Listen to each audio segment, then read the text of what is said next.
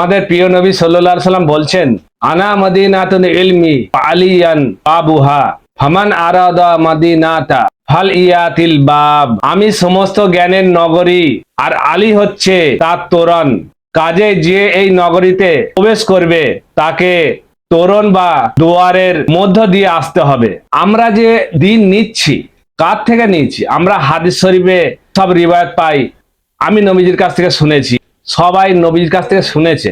আর মওলা আলী কিন্তু এখানে ওনার অন্য ব্যাপার। ওনাকে সব উনি যে রিওয়ায়াত গুলো করেছেন দেখবেন, উনি বলেন আমাকে রসুলুল্লাহ বলেছেন, আমাকে রসুলুল্লাহ বলেছেন। আমাদেরকে দিন নিতে হলে আমাদেরকে মওলা আলীর কাছে যেতে হবে। মওলা আলীর খুতবা আমাদের আহলে সুন্নতের যে বুখারী মুসলিম যে 86টার কিতাব আমরা চিল্লে থাকি, মওলা আলী যে খুতবা দিয়েছিলেন, ওই খুতবা একটিও আছে? নেই।